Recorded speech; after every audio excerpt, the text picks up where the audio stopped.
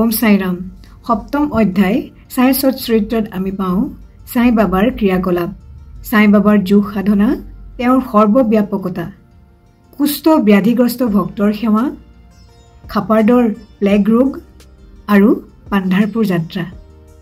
সাই বাবা সকলো যোগ সাধনাই জানিছিলে তাৰে ভিতৰত আছে ধৌতি য'ত 3.5 ইঞ্চি বহল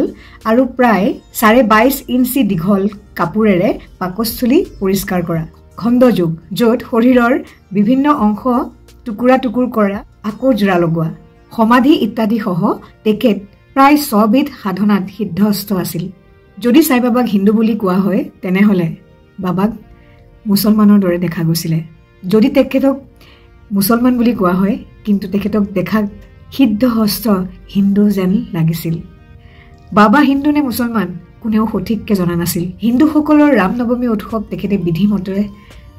পৰিচালনা কৰাই সুন্দৰকৈ শিৰডিত উদযাপন কৰাইছিলে তাত হিন্দুসকলৰ পতাকা শোভাযাত্ৰা আৰু মুছলমানসকলৰ চন্দন শোভাযাত্ৰা সুন্দৰভাৱে নিয়াৰিকে পালন হৈছিল বাবাই গোলোকাষ্টমীৰ দিনাখন গোপাল কলা অনুষ্ঠান সুপ্ৰসন্নভাৱে কৰোৱায় আৰু ঈদৰ দিনা তেখেতৰ মছজিদত মুছলমানসকলৰ ঈদৰ নামাজ প্ৰাৰ্থনা সুন্দৰভাৱে কৰোৱায় যদি বাবাক মুছলমান বুলি কোৱা হয় হিন্দু নিয়মানুসৰি দুইখন কাণতে বাবাৰ ফুটা কৰোৱা আছিল বাবা সুন্নাত কৰাৰ পক্ষপাতী আছিল যদিও তেখেতৰ অতি অন্তৰংগ ভক্ত নানা চাহেব চন্দুৰকাৰৰ মতে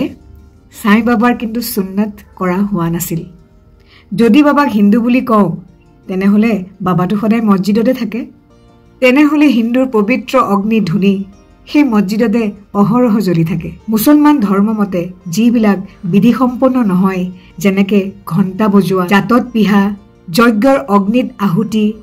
বাবাক পাদ্য অৰ্ঘ দিয়া ইত্যাদি সকলোখিনিয়ে তাত চলিছিল যদি মুছলমান বুলি ভাবা হয় তেতিয়া দেখা যায় সৰ্বশ্ৰেষ্ঠ ব্ৰাহ্মণ আৰু অগ্নিহোত্ৰীসকল তেওঁলোকৰ গোৰামী পৰিত্যাগ কৰি সাই বাবাৰ চৰণত ঢলি পৰিছিল যিসকল ভক্ত বাবাৰ ওচৰলৈ বাবাৰ ধৰ্ম কি জানিবলৈ গৈছিলে বাবাক দেখা পাই বাবাৰ লীলাত মুগ্ধ হৈ তেওঁলোকে নিজেই পাহৰি গৈছিল তেখেতসকল কোন ধৰ্মৰ আছিল ফলত আজিলৈকে কোনেও ধৰিবই নোৱাৰিলে বাবা হিন্দু নে মুছলমান কাৰণ বাবাই সৰ্ব ধৰ্ম এই সুন্দৰ পথত চলিছিল আৰু সবকা মালিক এক হিন্দু মুছলিম এই জাতিভেদ মহিমূৰ কৰিবৰ বাবে বাবা যেন জন্ম পাইছিল ইয়াত আচলতে আচৰিত হ'বলগীয়া কথা একোৱেই নাই যোনে পৰমাত্মাৰ লগত বিলীন হৈছে তেখেতসকলে নিজৰ অহংকাৰ দেহ বুদ্ধি ত্যাগ কৰি ভগৱানৰ ওচৰত সম্পূৰ্ণ আত্মসমৰ্পণ কৰি তেওঁৰ লগত একাত্ম হৈ যায় তেওঁৰ ওচৰত জাতি সম্প্ৰদায়ৰ কথাৰ কোনো ধৰণৰ প্ৰশ্নই উত্থাপন নহয় সাই বাবাৰ দৰে একীভূত পুৰুষৰ ওচৰত জাতিৰ মাজত আনকি বিভিন্ন প্ৰাণীৰ ভিতৰত কোনো পাৰ্থক্য প্ৰতীয়মান নহয় সাই বাবা এনেকুৱাই অপূৰ্ব আৰু বিস্ময়কৰ অৱতাৰ পুৰুষ আছিল যে পূৰ্ব জন্মৰ সুকৃতিৰ ফলতহে আমি তেওঁৰ চৰণ প্ৰান্তত স্থাপিত হ'বলৈ সৌভাগ্য অৰ্জন কৰিছো তেখেতৰ ওচৰত সকলো ধনী দৰিদ্ৰ প্ৰতিজন ব্যক্তিয়ে সমান ব্যৱহাৰেই পাইছিল সাই বাবা আছিল জ্ঞানৰ ভাণ্ডাৰ কিন্তু সদায় ভাও জৰিছিল অজ্ঞানীৰ দৰে সাই বাবাই পাৰ্থিৱ সন্মান ভাল পোৱা নাছিল এয়াই আছিল সাই বৈশিষ্ট্য মানৱ দেহ আছিল যদিও তেখেতৰ কৰ্মই তেখেতৰ ঈশ্বৰত্ব প্ৰমাণ কৰিছে সকলোৱে তেখেতক শিৰডিৰ ভগৱান বুলি জ্ঞান কৰিছিল সাই বাবাই শিৰডিত বিভিন্ন মন্দিৰ স্থাপন কৰিছিলে যেনেদৰে শিৱ পাৰ্বতী মন্দিৰ হনুমান মন্দিৰ আৰু তাতিয়া পাতিলৰ দ্বাৰা সংস্কাৰ কৰাইছিল বাবাই দক্ষিণা হিচাপে যি পাইছিল সেয়া আকৌ বেলেগক দানো দিছিলে কাবাক 20 টকা কাবাক 50 টকা তেনেকে দান কৰিছিল যোনে সেই দান পাইছিলে সেই দান বহুত পবিত্ৰ বুলি গ্ৰহণ কৰিছিলে আৰু বাবাই বিচাৰিছিলে সেয়া দান যাতে তেওঁলোকে সৎ ব্যৱহাৰ কৰে বাবাৰ দৰ্শন লাভৰ ফলত বহু দুষ্ট লোক সৎ হৈছে বহু ৰোগী নিৰোগী হৈছে চাৰিওফালৰ পৰা তীৰ্থযাত্ৰীসকলৰ ভিৰ শিৰডিত দিনক দিনে বাঢ়িবলৈ লৈছিলে বাবাই ধুনীৰ কাষতে বহি থাকিছিল কেতিয়াবা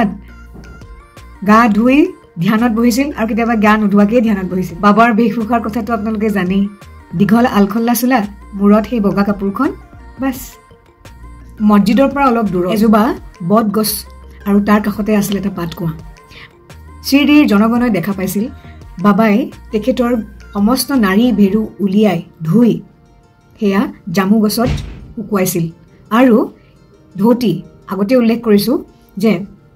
সেই দীঘল কাপোৰখন প্ৰায় আধা ঘণ্টাৰ কাৰণে পেটত ভৰাই সেয়া সুন্দৰভাৱে চাফা কৰি উলিয়াইছিল আৰু সেই প্ৰক্ৰিয়া অসাধাৰণ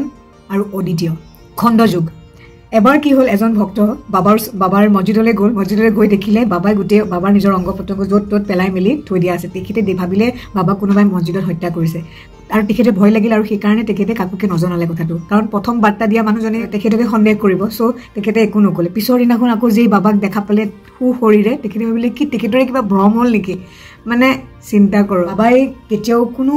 ব্যক্তিৰ পৰা অৰ্থ লোৱা নাছিলে চিকিৎসাৰ কাৰণে বহু দৰিদ্ৰ আৰু ৰোগাগ্ৰস্ত মানুহক সুস্থ কৰি দূৰ দূৰন্তলৈ বাবাৰ খ্যাতি সগুণে বাঢ়িবলৈ লৈছিল এই সুবিখ্যাত বৈদ্য চূড়ামণিজনে কেতিয়াও স্বাৰ্থ লৈ কাম কৰা নাছিলে সকলো সময়তে আনৰ কল্যাণৰ বাবে কৰ্ম কৰি গৈছিল আৰু তাৰ ফলত নিজেই কেতিয়াবা দুৰ্বিষহ যন্ত্ৰণা ভোগ কৰিবলগীয়া হৈছিল 1910 চনৰ দেৱালীৰ দিনা বাবাই ধুনীৰ ওচৰত টপ লৈ আছিল হঠাৎ তেখেতৰ হাতখন ধুনীলে আগবঢ়াই দিলে আৰু তেখেতৰ লগে লগে হাতখন ধোঁৱা ফুটি উঠিল ভাতৃ মাধৱ আৰু মাধৱৰাও দেশপাণ্ডে বাবাৰ এই কৰ্ম দেখি আচৰিত হৈ ক'লে বাবা আপুনি কৰিছে কি এয়া তেতিয়া বাবাই শান্ত হৈ ক'লে জোৰত সেই কমাৰৰ ঘৈণীয়ে কমাৰ খালত জুই আগবঢ়াই আছিলে তেনেতে স্বামীয়ে যেতিয়া মাতিলে হুৰ মূৰ কৰি আহোঁতে পুলাৰ ল'ৰাটো জুইত পৰি গ'ল এহে মই লৰালৰিকৈ সেই শিশুটি তাৰ পৰা উলিয়াই আনিলো হাতখন ফুৰিছে হয় কিন্তু ল'ৰাটোৰ প্ৰাণটোতো বাচিল ইয়াতেই মই আনন্দিত মাধৱৰাওৰ পৰা বাবাৰ হাত পুৰাৰ খবৰ পাই বম্বেৰ পৰা নানা চাহেব চন্দুৰকাৰে বিখ্যাত ডাক্তৰ পৰমানন্দক লগত লৈ শ্ৰীদিলৈ আহিল ডাক্তৰ পৰমানন্দই বাবাক চিকিৎসা কৰিব বিচাৰিছিল কিন্তু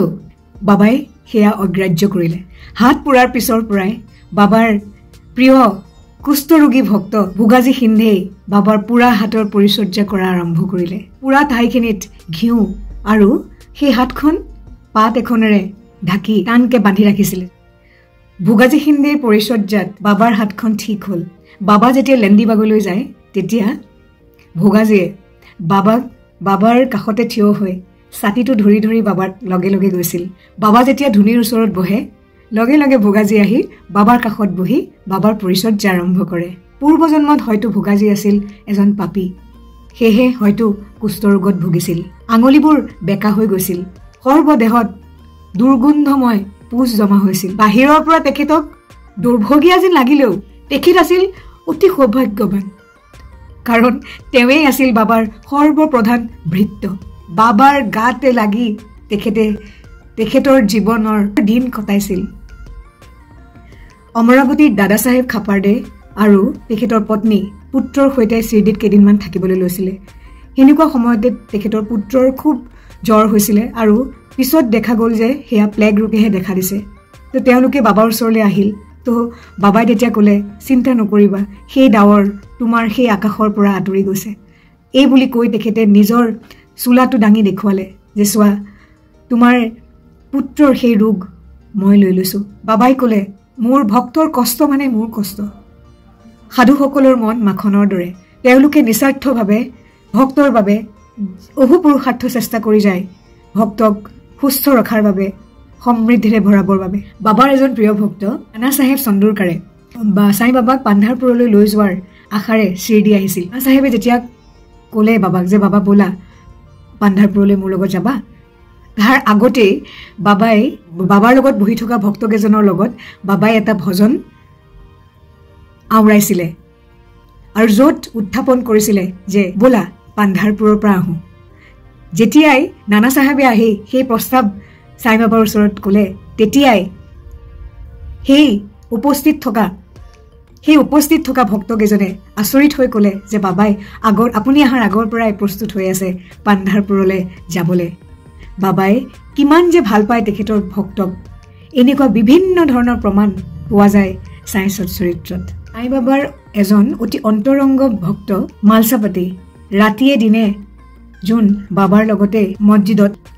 বাস কৰিছিল মালসাপাতিয়ে কৈছিলে যে বাবাই নিজে কৈছে বাবা সাই বাবা পথৰীৰ ব্ৰাহ্মণ আছিল আৰু সৰুতেই সাই বাবাক এজন ফকীৰৰ হাতত সমৰ্পণ কৰা হৈছিল। এইখিনি কথা কৈ থাকোঁতেই পথৰীৰ পৰা কেইজনমান লোক সাই বাবাক লগ পাবলৈ আহিছিলে আৰু বাবাই কেইজনমান বিশেষ ব্যক্তিৰ কথা সুধিছিল সেই পথৰীৰ পৰা অহা ভক্তকেইজনক। পুনাৰ বিখ্যাত বিদুষী মহিলা শ্ৰীমতী কাশীবাই কানিটকাৰ শুদ্ধাত্মা যোগী নে ভেলকিবাজি দলৰ মানুহ। এইখিনি কথা গৈ তেওঁলোকে মনত ভাবি কেৱল মছজিদত পদাৰ্পণ কৰিছিলে মাথো বাবা সন্মুখৰ পৰা আহি সুধিলে, কি তুমি প্ৰমাণ কৰিবলৈ আহিছা যে মই ভেলকিবাজি? তেওঁলোকে কিন্তু এইখিনি কথা মনতে ভাবিছিলে, কিন্তু বাবাই পদাৰ্পণ কৰাৰ লগে লগে বাবাই কৈ উঠিছে, এইজন ব্ৰাহ্মণে লাখ লাখ মানুহক শুদ্ধ পথলৈ আনিব পাৰে, তেওঁলোকক তেওঁলোকৰ গন্তব্যস্থান পোৱাই দিয়াৰ ক্ষমতা মই ৰাখোঁ। এই বুলি বাবাই কৈছিলে। কোনো ভেলকিবাজি মুছলমানৰ ছাঁটোকো ইয়াত পৰিবলৈ দিয়া নহ'ব। আৰু এই সুন্দৰ ব্যাখ্যা আমি ৮ম সংখ্যাৰ ৭৯ পৃষ্ঠাত প্ৰকাশিত পুনাৰ বিখ্যাত বিদুষী মহিলা শ্ৰীমতী কাশীবাই কানিটকাৰৰ বক্তব্যত